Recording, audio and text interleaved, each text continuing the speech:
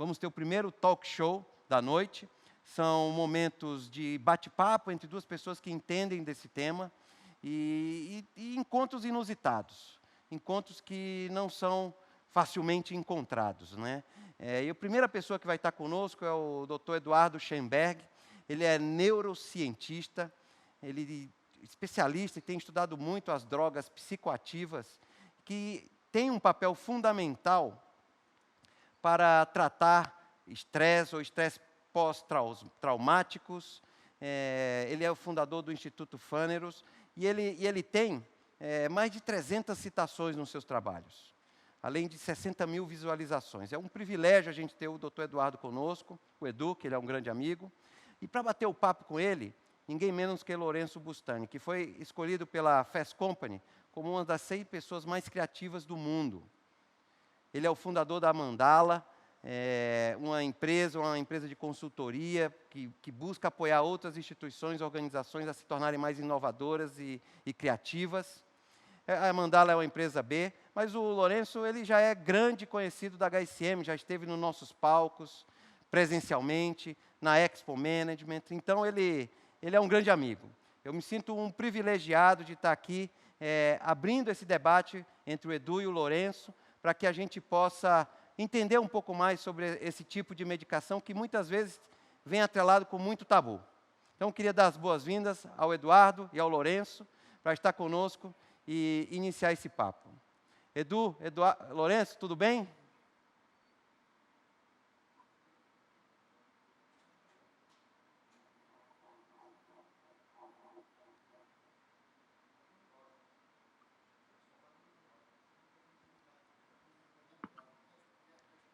Eu acho que a gente vai precisar ligar o microfone, Lourenço, eu não sei se a gente está te ouvindo.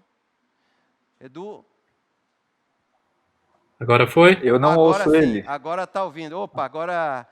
obrigado. Lourenço, uma honra estar aqui contigo, grande amigo. Estava falando aqui sobre como esse tema muitas vezes é cercado de tabu e de medos, as pessoas nem se dedicam para conhecer um pouco mais e vão ter essas oportunidades. É um privilégio estar aqui. Eduardo, seja muito bem-vindo. Obrigado, boa noite. Obrigado, Guilherme. É um privilégio compartilhar um quadradinho aqui da tela com você e com o Edu. Queria agradecer também o Tomás, o Reinaldo, todos da HSM, pelo convite. Eu estou bem entusiasmado com a possibilidade da conversa de hoje e por dois principais motivos. Primeiro, eu venho acompanhando o trabalho do Edu bem de perto desde o ano passado. Ouso dizer que ele é o que tem de melhor na ciência brasileira hoje. E olha que não faltam excelentes cientistas no país. E também porque a gente vai falar sobre saúde mental, que é a pandemia do século. A pandemia silenciosa, a pandemia que a psiquiatria ocidental não soube resolver. Mas a luz no fim do túnel é justamente dessa luz que a gente vai falar hoje. Então, como o nosso tempo é curtinho, eu queria ir direto ao ponto, dar as boas-vindas para o nosso convidado. Edu, Lourenço, a bola com vocês, toquem aí, já eu volto. Maravilha. Obrigado. Tá dando para ouvir, Edu? Tá beleza, pode falar. Maravilha, bem-vindo, meu irmão. Prazer conversar contigo Obrigado. hoje. É uma honra estar aqui. O nosso tempo é curtinho, Minha primeira então eu queria... vez no HSM. Bem-vindo. Nosso tempo é curtinho, então eu queria ir direto ao ponto, pedindo para você se apresentar para o nosso público, para quem não te conhece. Conta um pouquinho da tua história biográfica, tua história de origem, para a gente te conhecer. Tá bom. Bom, eu sou de São Paulo, brasileiro. Eu cresci com muita proximidade com a ciência. Para mim, sempre foi algo muito próximo, porque sempre foi muito forte na família. Hoje é muito claro para mim o quão incomum é isso nesse país, né? Mas meu tio-avô, Mário Schenberg, foi físico, amplamente considerado um dos físicos mais importantes da história do Brasil. Meu tio Luiz é professor e pesquisador na Federal em Vitória, no Espírito Santo. Meu avô Saul trabalhou no Butantan como pesquisador. Tenho primas na área da genética também. Então, essa parte da ciência, para mim, sempre foi um tanto quanto natural, né? Eu, quando jovem, amava ficções científicas variadas. e todo esse universo, uma mistura de high-tech com magia, Senhor dos Anéis, Guerra nas Estrelas e assim por diante. E quando eu cheguei lá para os 17, 18, eu resolvi fazer uma faculdade que também é pouco conhecida aqui no Brasil, né, uma graduação, que é a biomedicina, que é uma carreira já voltada para a formação de pesquisadores científicos dentro da área médica. Então eu ingressei na Unifesp, eram só 25 vagas, a gente tinha notas tão altas quanto as notas dos alunos de medicina, e lá eu fui estudar neuroanatomia. Já no primeiro ano eu sabia que de todo o organismo, o que me interessava era o cérebro, o pensamento, a consciência. Depois eu fui estudar psicofarmacologia, fiz mestrado lá, estudando os neurotransmissores, a formação da memória. Depois eu fiz doutorado na USP, estudando eletrofisiologia, né, como é que é a atividade elétrica dos neurônios, as ondas cerebrais, os disparos de potenciais de ação, que a gente chama, que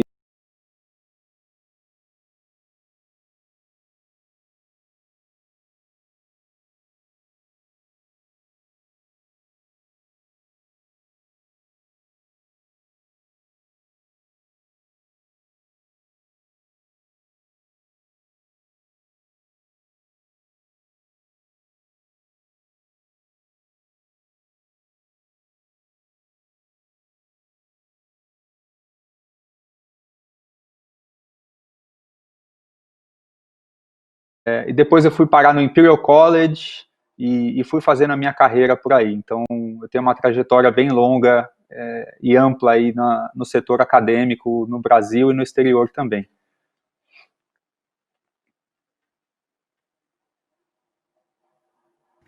Opa, tirando o mudo. Nesses últimos anos, Edu, você tem recebido alguns reconhecimentos importantes do seu trabalho? Pode falar um pouquinho quais são? Sim, no ano passado eu tive a honra de ser homenageado no Trip Transformadores, né, da revista Trip, ao lado de pessoas muito queridas e com trabalhos muito importantes. Conheci bastante gente e tem sido foi um momento assim muito bom para minha carreira, né, e tem me ajudado bastante. E antes do Trip Transformadores, eu tinha também recebido alguns prêmios e menções honrosas dentro da academia, né? Eu recebi prêmio da Sociedade Brasileira de Neurociências e Comportamento, recebi prêmio da European Brain and Behavior Society, e alguns outros. Recebi grants da International Brain Research Organization, recebi bolsas da FAPESP. Então acho que realmente foi uma trajetória acadêmica assim bem conduzida, com muita seriedade, e eu sempre busquei fazer trabalhos de ponta, mas sem me fechar em uma ou outra técnica, né, o que é muito comum hoje na ciência. A pessoa se especializa numa técnica e fica repetindo aquilo. Eu sempre tive uma curiosidade muito grande, então eu fiz estudos variados com neurotransmissão, com questões elétricas do cérebro, em animais de laboratório, em seres humanos, em voluntários saudáveis, em pacientes e assim por diante. Uhum. Excelente. Então vamos fazer o gancho agora para falar um pouquinho de saúde mental, que claramente é um assunto em que você vem se tornando uma autoridade nesses últimos anos. Estou percebendo que a tela está congelada para mim, mas eu imagino... pronto, descongelou. Seguimos então. Todo mundo sofre de um transtorno mental, ou todo mundo conhece alguém que sofre de um transtorno mental, né? Conte para a gente um pouquinho qual é a magnitude desse problema no Brasil e fora. É uma área, a magnitude máxima, eu acho, né? Eu acho que a gente tem que reconhecer isso. A OMS, né, a Organização Mundial da Saúde, projeta ou estima, né, que nesse século XXI a área mais crítica de saúde no planeta é a área da saúde mental. Então, alguns exemplos, né, estatísticos, numéricos disso: a depressão é a segunda maior causa de ônus devido a doenças no mundo, é uma das maiores causas de abstinência ao trabalho no Brasil. São Paulo, a cidade de São Paulo, a capital, tem a maior taxa de transtornos mentais e de depressão de todas as megalópolis do planeta. Isso é resultado de um estudo internacional coordenado por Harvard, bastante famoso. E o Brasil também tem uma situação grave em outros transtornos, né? O Brasil é líder mundial em ansiedade, com cerca de 18 milhões de pacientes, que é quase 10% da população do país. É o segundo do mundo em casos de depressão, são uns 11 milhões de pessoas. Tem muito trauma também, ou o que a gente chama de transtorno de estresse pós-traumático, né, que é uma condição psiquiátrica grave que acomete uma parcela das pessoas expostas a violências extremas, impactantes, sequestros, tiroteios, assassinatos, abuso sexual, entre outros tipos de evento. Tem uma estimativa rigorosa da Unifesp, que diz que só em São Paulo e Rio de Janeiro, nas duas cidades, a gente está falando de 1 milhão de pessoas com transtorno de estresse pós-traumático. Isso é quase 10% da população. Quase 90% da população nessas cidades, e a gente imagina que em outras capitais não seja muito diferente, quase 90% da população já sofreu algum tipo de violência bastante impactante na vida. Além disso, a taxa de suicídio no Brasil entre 2010 e 2016 cresceu 7%, enquanto o índice global caiu 10%. Né? Então é bastante alarmante. A situação de saúde mental no Brasil é muito preocupante. Então essa frase, né, de que todo mundo conhece alguém, estatisticamente ela se aproxima muito da verdade mesmo.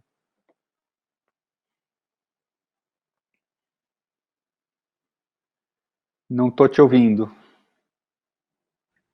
Como é que essas pessoas têm lidado com esses transtornos? Quais são as terapias disponíveis? Como é que o governo vem se dedicando para endereçar esses transtornos? Qual que é o cenário em termos de alternativas de tratamento mesmo?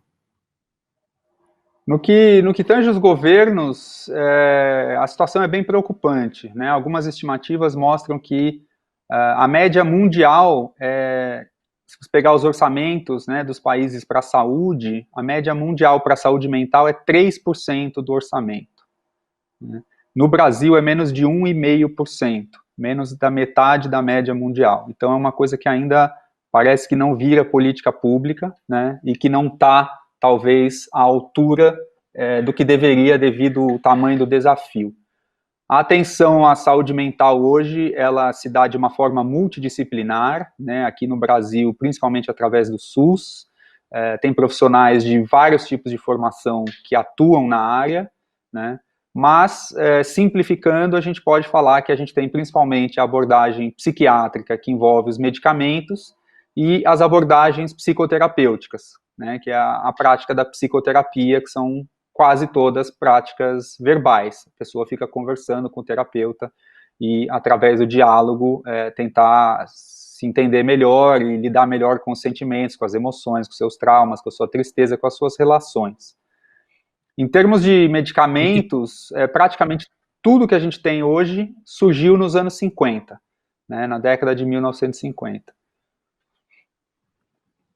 Sobre esses medicamentos... De lá para... Oi.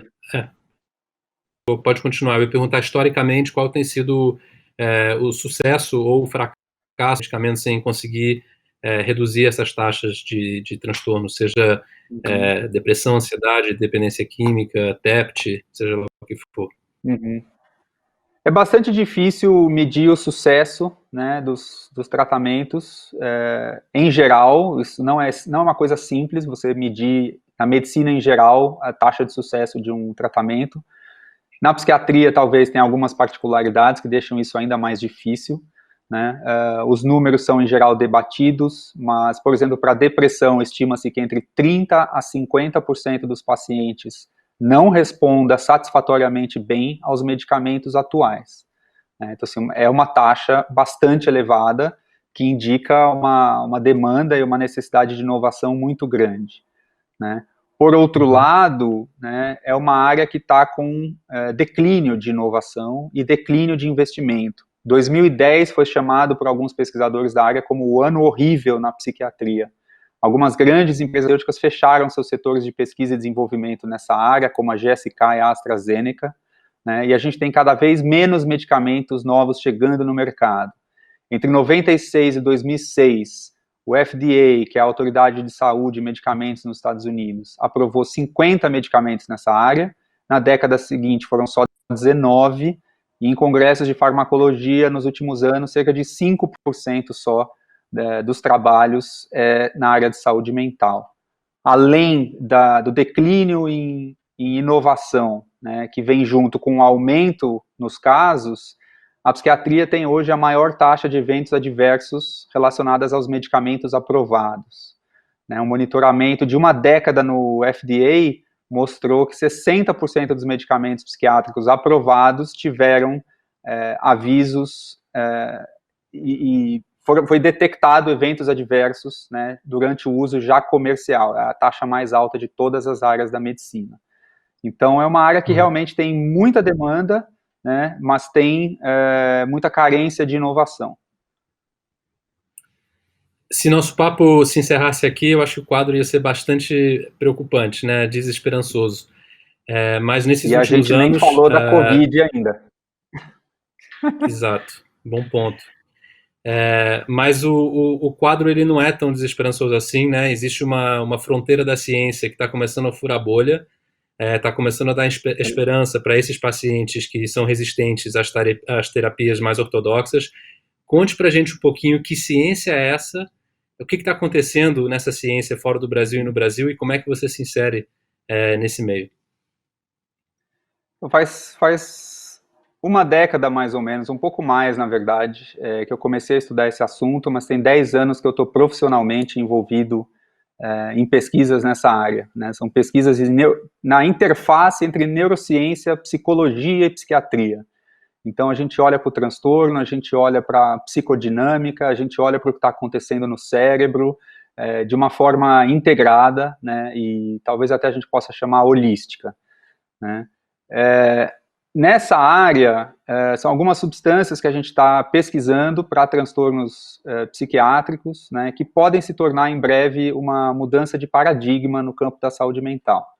2 delas receberam, em 2017 e 2019, um status do FDA que chama Breakthrough Therapy, a terapia disruptiva, né, uma inovação muito grande. Então, eles reconhecem, quando eles atribuem esse status a uma nova pesquisa, eles reconhecem que, por um lado, existe uma demanda enorme, e do outro lado, essa inovação representa um salto muito grande em relação ao que existe atualmente. Não se trata de uma melhora incremental, uma melhora pequena, né, mas sim de um salto muito grande de qualidade. Então, eles consideram esses tratamentos realmente muito inovadores, seguros e eficazes. Isso é fundamental. Um tratamento ou um medicamento para chegar no mercado, você tem que demonstrar com muito rigor de que ele é seguro e eficaz. Só uma das coisas não basta, né? Então, a gente está falando praticamente de um salto quântico ao que existe hoje, né? E isso está ganhando muito espaço na ciência. Nos últimos 5 anos, foram 6 capas de revistas científicas dedicadas a esse assunto, a mais recente agora em maio de 2020, no American Journal of Psychiatry, né, falando sobre esse modelo que é a pesquisa com as substâncias psicodélicas, né. Esse nome, essa palavra, ela ainda é bastante mal entendida na nossa sociedade, ela tem várias conotações, mas na verdade é um termo que foi cunhado por um psiquiatra nos anos 50, né, e significa manifestador da mente. São substâncias que manifestam aspectos da mente, elas alteram o que a gente chama de estado de consciência, né. Os 3 estados de consciência mais comuns que todo mundo conhece é o sono, o sonho e a vigília, o período que a gente está acordado. Esse talvez seria um 4º estado de consciência que alguns pesquisadores estão propondo que se assemelhem com um sonho acordado, mas há também várias outras diferenças. Uma coisa que é notável é que essas substâncias são muito seguras. Do ponto de vista toxicológico, elas são mais seguras do que o álcool. Existe uma fração, uma razão matemática que é possível calcular para cada substância, e o álcool tem nota cerca de 10. E quanto maior a nota, mais segura é essa substância do ponto de vista toxicológico. O MDMA, por exemplo, que é uma substância que a gente já trabalha aqui no Brasil, tem nota 16. E a psilocibina, que é uma das substâncias psicodélicas mais pesquisadas também, tem nota 1000. Ou seja, ela é 100 vezes menos tóxica do que o álcool. Tem outras formas de você pesquisar o risco e o dano das substâncias psicoativas que envolvem o dano ao usuário e os danos à sociedade. O álcool, nessa perspectiva, fica com nota 70, enquanto que MDMA e psilocibina tem nota abaixo de 10, ou seja, são muito menos danosas. Isso vai na contramão do que a maioria das pessoas escuta falar sobre as drogas, né? E tem sido uma polêmica considerável nos últimos anos, essa vertente de estudos científicos que mostra que a classificação de drogas atual ela não tem muito embasamento científico. Mas o que é mais importante aqui é a demonstração de grande segurança, né? E é por isso que todas essas capas de revista científica estão dando destaque a esse assunto, e isso é talvez coroado nos últimos anos por 3 grandes instituições que criaram seus centros de pesquisa sobre substâncias psicodélicas. O primeiro foi o Imperial College, em Londres, onde eu trabalhei 1 ano, com doações de 5 milhões de pounds. Depois a Johns Hopkins, nos Estados Unidos, com doações de 17 milhões de dólares. E agora, mais recentemente, a Universidade da Califórnia, em Berkeley. Agora, Edu, você comentou que o termo psicodélico foi cunhado nos anos 50. Só para dar um pouquinho do pano de fundo para aqueles que nos assistem, quando começou a pesquisa psicodélica, por que ela passou por um período prolongado de dormência, e por que será que nesses últimos anos a gente está vendo um renascimento dessa ciência? A pesquisa com psicodélicos, a gente pode fincar a bandeira do início dela no começo dos anos 40, na Suíça, né, com a descoberta dos efeitos psicoativos do LSD, que é, de longe, a substância psicodélica mais famosa, especialmente nesses cenários recreativos e que estão envolvidos com a contracultura nos anos 60, né? Mas a pesquisa começou muito antes dos anos 60, uns 20 anos antes. Quando o LSD chegou a ser proibido, já tinham mais de 1.000 estudos científicos publicados, e a maioria mostrava potenciais terapêuticos. Então, a proibição e o esquecimento de pesquisa dessas substâncias nunca foi por questões científicas e clínicas, mas sim pelas questões socioculturais, né, envolvendo o uso dessas substâncias. A gente sabe também que para cannabis é meio parecido, né? A resistência com relação à pesquisa, ela vem de percepções socioculturais e não de argumentos técnicos e científicos em si. De lá para cá, então, a gente passou... A gente está com um delay. Por favor, pode seguir. Sim. De lá para cá, a gente passou por uns 20 anos em que essa pesquisa foi muito pequena, mas alguns pesquisadores sempre continuaram estudando, principalmente em células in vitro, para entender melhor o que os psicodélicos fazem nos neurônios, né? Inclusive desmentindo notícias que circularam nos anos 60 de que essas substâncias matavam neurônios e coisas desse tipo. Elas não fazem nada disso, na verdade elas estimulam a formação de novas sinapses no cérebro.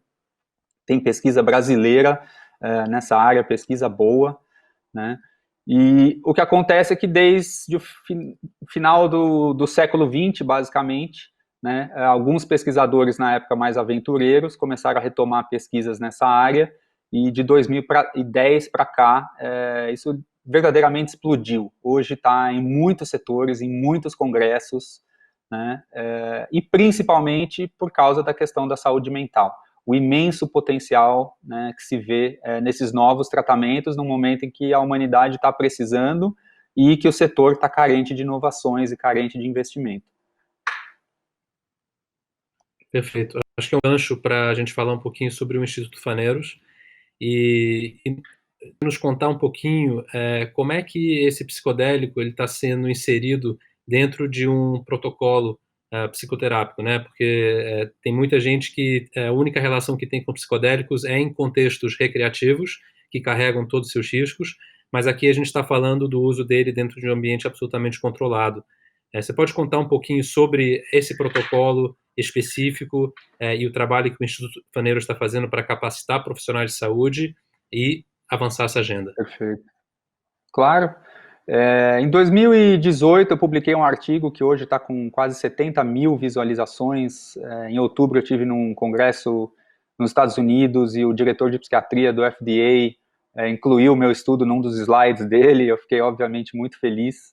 E nesse artigo, eu propus que esse modelo ele é um novo paradigma de pesquisa e desenvolvimento na psiquiatria. E o nome dele é Psicoterapia Assistida por Psicodélicos. Então a gente não está falando só de novos medicamentos que o psiquiatra poderia prescrever e o paciente tomar em casa, tomando de 8 em 8 horas. Não é nada disso.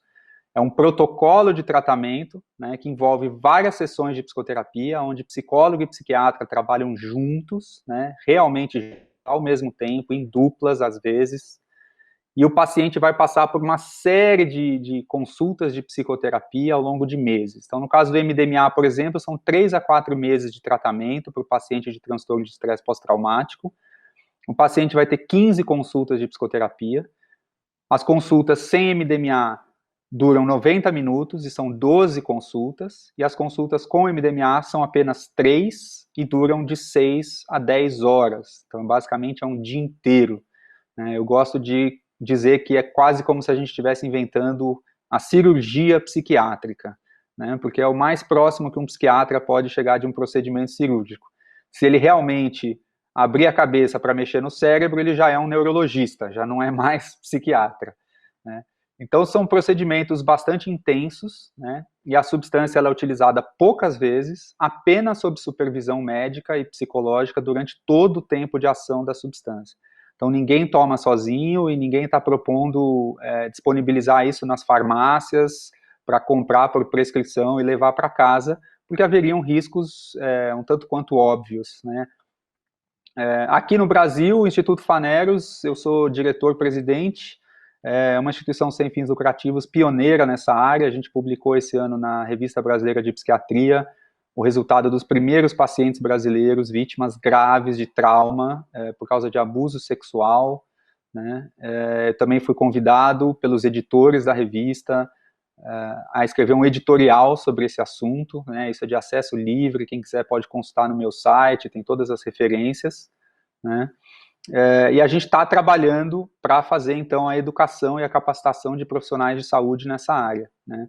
Como é um novo método, né, e não só um novo método, mas envolve questões conceituais, né, de abordagem, de entendimento, de quais são as causas dos transtornos mentais, qual é a causa do sofrimento, qual é a trajetória do paciente, como administrar essas substâncias de forma segura, como orientar o paciente durante os efeitos e assim por diante, né, requer muita educação.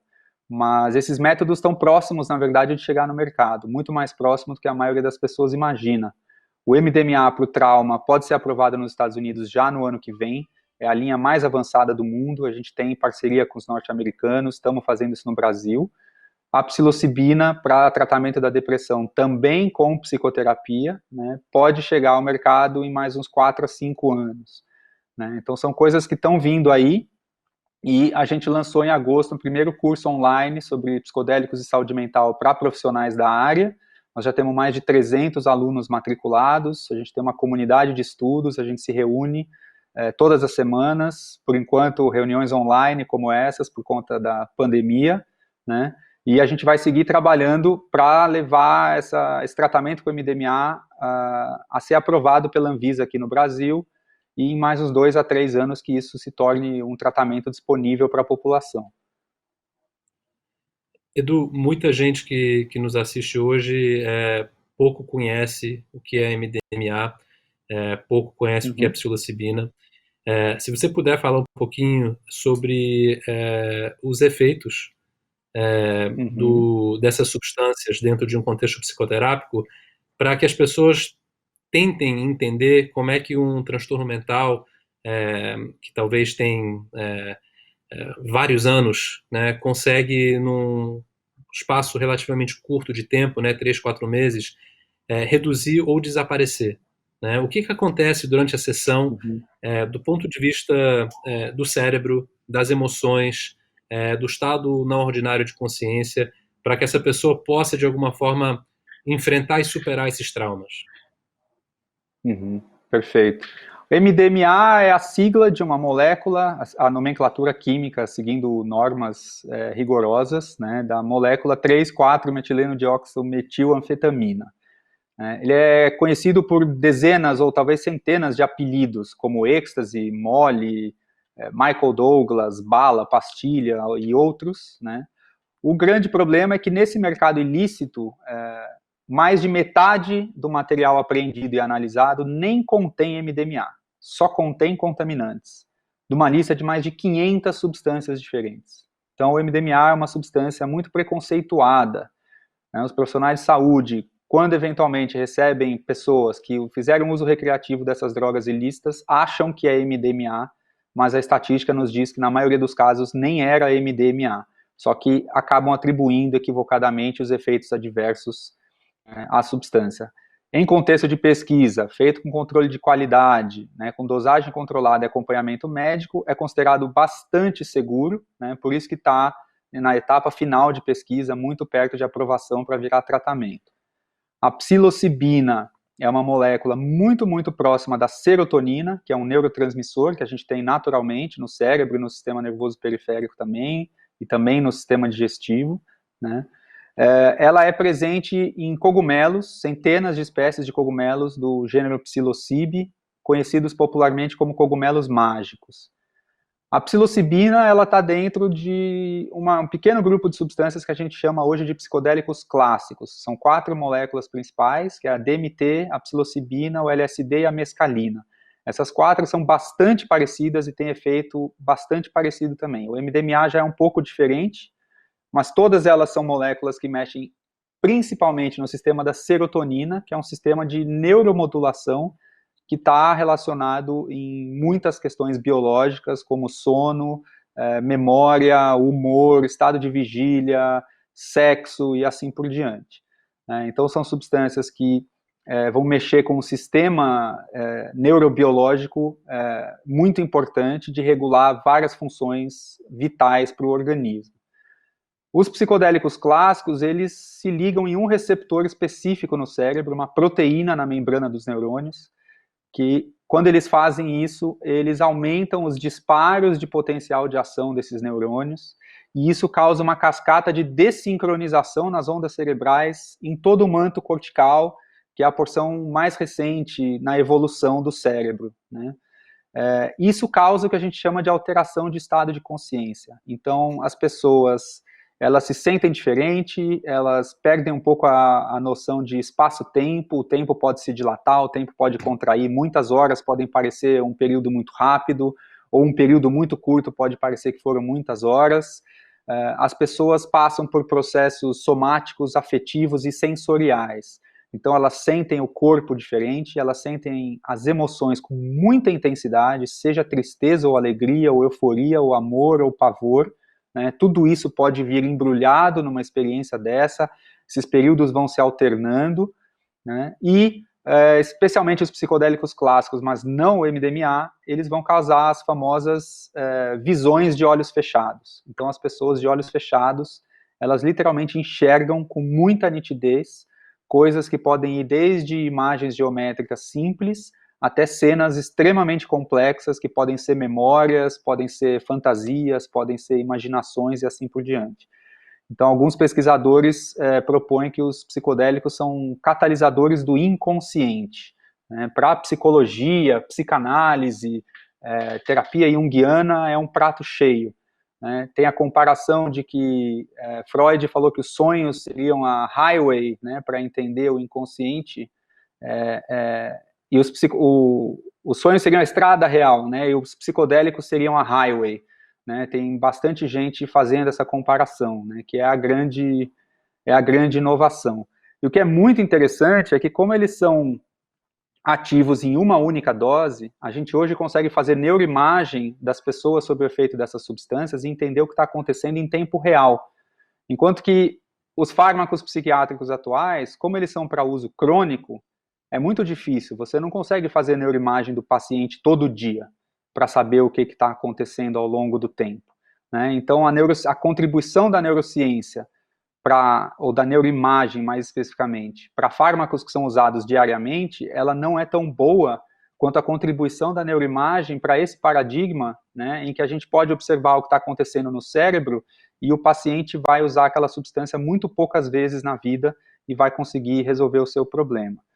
Para você ter ideia, é bastante comum voluntários de estudos, né, e já foram milhares mundo afora, eles relatam uma experiência com essas substâncias, dentro desse tipo de contexto, né, com bom acompanhamento, com segurança, com psicólogos, com substância de boa procedência, eles relatam que a experiência é uma das 5 mais importantes da vida.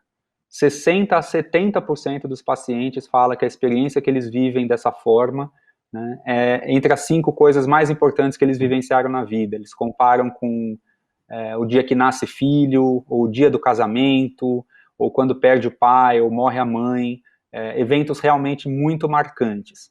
Então, as pessoas passam por um processo de modificação de consciência, elas se veem de outra forma, elas têm acesso a memórias muito antigas, memórias reprimidas, e o MDMA, em particular, ele tem alguns efeitos diferentes, que são muito interessantes para tratar o trauma.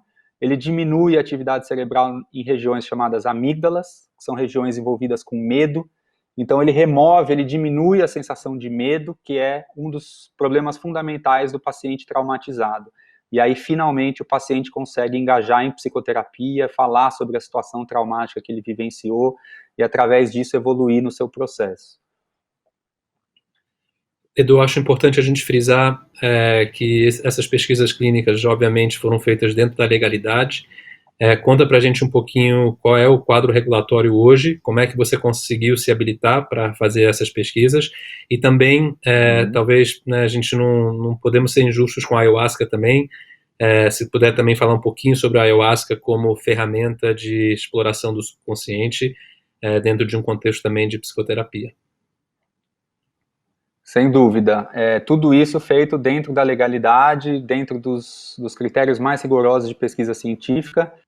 É importante entender que existem regulações internacionais que controlam, né, a produção, a fabricação, a distribuição e o uso dessas substâncias, mas a atividade de pesquisa científica ela é autorizada.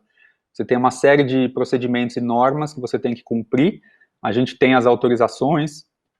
Pesquisadores, médicos, universidades, centros de pesquisa podem obter essas autorizações. Aqui no Brasil, tudo isso acontece junto da Agência Nacional de Vigilância Sanitária, né? A gente fez todos esses procedimentos, a gente obteve a aprovação para utilizar o MDMA em estudo em 2016, autorização para importar em 2017, importamos, né, fizemos os tratamentos em 2018, tudo aprovado pela Comissão Nacional de Ética em Pesquisa. Então o protocolo ele é estudado e avaliado por outros profissionais da área, todos os critérios são estabelecidos de forma conjunta, seguindo toda a legislação nacional, né? Fora desse contexto de pesquisa, a imensa maioria dos psicodélicos são substâncias proscritas, ou seja, são substâncias controladas, o seu comércio, produção, distribuição ou mesmo tentativa de uso terapêutico não está em acordo com a legislação. São atividades proibidas, né? Uma das exceções é o caso da ayahuasca aqui no Brasil, né, que é uma bebida de origem amazônica, que vem de um cipó com o mesmo nome, que é combinado com outras plantas, né, muitas. É uma cultura riquíssima, de origem indígena, que aqui no Brasil se disseminou e espalhou-se pelo mundo, tanto através da cultura indígena, quanto de religiões dos anos 50 e 60, como o Santo Daime, a União do Vegetal, principalmente. Tem a barquinha também, né? A ayahuasca é hoje realmente um fenômeno internacional, né? Tá em mais de 50 países, tem congressos internacionais só sobre ela, é uma biotecnologia da Amazônia, é uma medicina indígena, uma medicina da floresta, tem potencial muito grande também, tem pesquisa aqui no Brasil, dentro de universidades federais, principalmente em Natal, em Ribeirão Preto, né, mostrando efeitos da ayahuasca em pacientes também com depressão grave, né? Então, a ayahuasca e psilocibina têm sido estudadas para a mesma indicação principal, que é a depressão. E aqui, é importante dizer, né, aqui no Brasil existe a autorização de uso religioso da ayahuasca, porém não terapêutico. Então, o uso terapêutico, segundo o governo, ele deve ser primeiro comprovado através de pesquisas científicas. Tá bom. Para esse último bloco, fazer uma rápida retrospectiva, a gente falou um pouquinho sobre a magnitude do problema da saúde mental, a gente comentou um pouco em relação aos modelos tradicionais que se esgotaram, a falta de inovação na indústria, A gente também falou um pouquinho sobre o renascimento da ciência psicodélica e esse movimento sem volta de grandes instituições acadêmicas mundo afora, que estão conseguindo, de fato, alguns avanços importantes regulatórios, né, especificamente o MDMA e a psilocibina, que estão prontas para se tornarem medicamentos realmente dentro desses protocolos. E aqui no Brasil, a sensação que eu tenho, te ouvindo principalmente, é que a gente ainda está nadando contra a maré. A gente sabe que uma pauta como essas precisa que toda a sociedade meio que esteja trabalhando a favor e não contra, até para o Brasil não passar por uma dormência de muitas décadas, como foi o caso nos Estados Unidos, né? Então, conta para a gente um pouquinho, pensando na comunidade acadêmica, pensando um pouco na comunidade médica, pensando nas fontes de financiamento, nos órgãos regulatórios, na própria opinião, né, que está contaminada por mitos e medos em relação a esse tema, como é que a gente pode se juntar e trabalhar enquanto sociedade para que na hora que essa brecha se abrir, após a aprovação dos órgãos regulatórios dos Estados Unidos, que a sociedade esteja de fato jogando a favor para que a gente consiga fazer com que essas soluções cheguem no maior número de pessoas possível, no menor espaço de tempo. Eu acho que esse objetivo é fundamental, né? Um dos objetivos do Instituto é disponibilizar esses tratamentos para o maior número de pessoas, no menor intervalo de tempo possível, sem sacrificar nem qualidade, nem ética, né? Quanto a nadar contra a maré, eu acho que todo cientista no Brasil nada contra a maré. Essa maré está mais forte, cada vez mais forte, acho que desde 2010, está bastante exaustivo, conheço bastante gente que está bem cansado, mas ainda tem gente lutando muito, a gente luta muito, né? O sistema de financiamento, ele muitas vezes deixa a desejar, a burocracia muitas vezes também nos aperta demais, nos atrasa demais, né? Mas o Instituto tem feito um ótimo trabalho e eu acho que é a hora sim da sociedade civil se organizar. A gente está de portas abertas para colaborações, para receber doações de pessoas físicas ou pessoas jurídicas. Eu comentei no começo, né, os 3 centros de pesquisa que foram inaugurados no exterior são com doações privadas. Cerca de 90%, talvez mais, das pesquisas nos últimos 15 anos foram com doações privadas, né? Ainda existe bastante reticência em colocar verba pública nesse tipo de pesquisa. Está acontecendo em alguns lugares, inclusive aqui no Brasil tem um pouco, mas ainda está longe do que eu considero necessário e suficiente. Perfeito. Bom, com isso a gente encerra nosso papo. A gente cobriu muita coisa em pouco tempo. A gente espera que, para aqueles que estão apenas agora chegando nesse assunto, tenham aprendido bastante. Nosso objetivo em comum aqui com o Edu é que as pessoas se abram para essa discussão no desconhecimento e no conhecimento que ajudem a derrubar os preconceitos que existem em relação a esse tema, porque é muita gente sofrendo e a gente está com a faca e queijo na mão, né? A solução está aí, a ciência é a nossa maior evidência e a gente espera que nos próximos anos a gente possa realmente mudar os paradigmas que regem a psiquiatria ocidental e a gente consiga fazer um impacto positivo para a saúde mental das pessoas. Então, Edu, te agradeço pelo teu trabalho, pela seriedade com a qual você sustenta esse trabalho de guerreiro. Obrigado pelo papo de hoje e obrigado ao HSM aí pelo convite para a gente poder trazer essa pauta tão importante para a programação.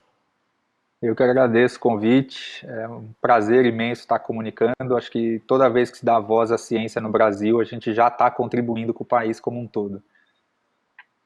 Obrigado, Maravilha. Edu, obrigado, Lourenço.